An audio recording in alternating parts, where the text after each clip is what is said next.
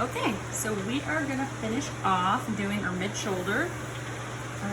Yes, thank you so much for this, Abby. A little measuring. Okay, so what I was gonna do is I'm gonna use my quilting ruler to measure the shoulder seam, and then I'm gonna divide that by 2 so that I can figure out where the middle part of the shoulder is.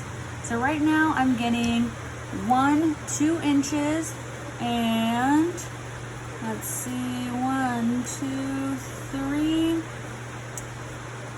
It's about 2 inches and 3/4. So this is where I say, or 2 inches, yeah, 2 inches and 3/4. This is where I say weird measurements are going to come into play, because now I have 2 3/4, and I need to divide that by 2. So again, if you haven't been watching if you weren't there for the meeting on Tuesday, make sure to watch those, because I go over a lot of information in the Tuesday meetings.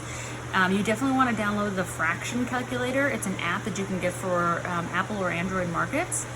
It'll make this a lot easier. This isn't too bad because we can quickly kind of break this down to into 2 separate inches, so 1 inch and 1 inch. And then the 3/4, we can easily break that down to 3/8, and 3/8 is 2 3/8 is equal to 3/4.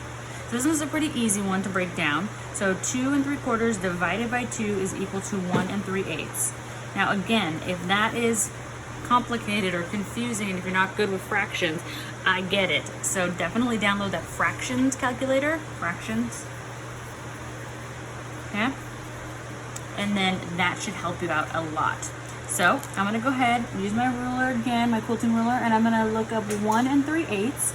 Now you need to realize that these quilting rulers are amazing because they're broken down so small. So here you have the large inches. Then you'll see there's another line that breaks it in half. So here's a 1/2 inch and a 1/2 inch. Then you have these individual small boxes, and these are 8ths. So I have a full inch, a 1/2 inch, 2 small boxes is a 1/4 inch. One little tiny one of these smaller boxes is a 1/8 of an inch, and then on the edge of the quilting ruler you have 1/16. So it really breaks it down small, and that's why I say in person I will be checking these to the 32, which would be in between, a line in between this smallest measurement on the quilting ruler. So like I say, this guy, you're going to use it constantly. It's very helpful because it breaks down those measurements teeny tiny. So I'm going to use my quilting ruler. I'm going to find 1 inch and 3/8. So I have 1, 2, 3/8. So again, if I counted boxes, 1, 2, 3, 4, 5, 6, 7, 8 of those little boxes. So I'm just going to make a small mark there. And now I can use my ruler. I'm going to go in from that bust point. Sorry, that's my dog barking. From my bust point to that mid shoulder, and I'm going to make a line. And I'm going to label that my number 5, mid shoulder dart. So sorry, guys. Okay, Skelly. Sorry. Okay, so now I'm moving on to my number 6, which is the mid neck. And again, if you read up here, it's going to give you a little bit more information about the areas that are a little bit vague. This one doesn't tell you too much about the mid neck, but again, they're letting you know mid shoulder, mid neck.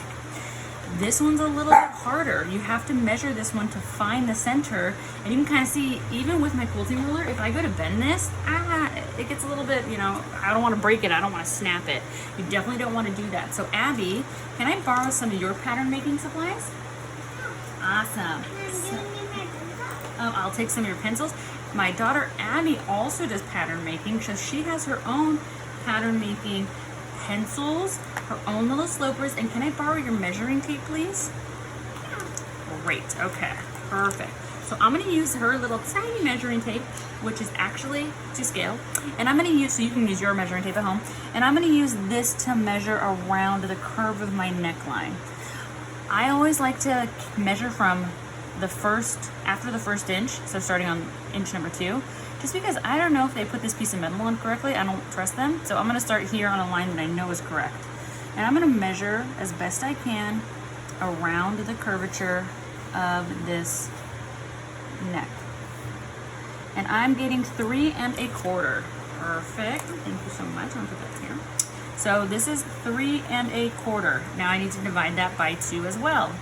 Again, this one's a little easy because I can do 1 1/2, 1 1/2, and another 1 1/2. And then if I break a quarter down, it's just 1/8 and 1/8. So I know that 3 1/4 divided by 2 is equal to 1 1/2 plus 1/8, which is equal to 1 3/8. Right? This converts to, let me check my math first. Times this by 4. Oh, I'm sorry, incorrect. 5/8. Double checking my math. This converts. Sorry, you convert this. Times this by 4 by 4. It becomes 4 and 8. So 4 plus 1 is 5. Sorry, I knew that looked wrong. Okay, so 1 5/8. And that's the halfway point. So I'm going to take my little tiny measuring tape again, roll around, and I'm going to look for 1. I do. It's right here. 1 5/8.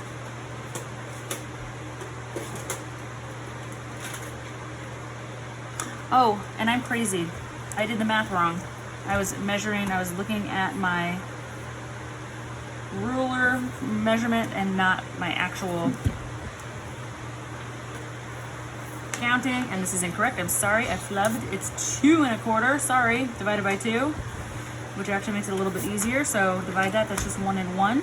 And then it is 1 and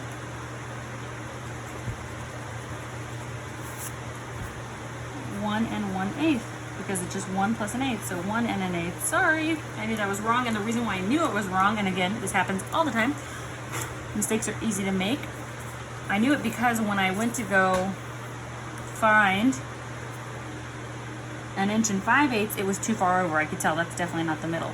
So again, I'm gonna find 1 1/8, which should be pretty small right here.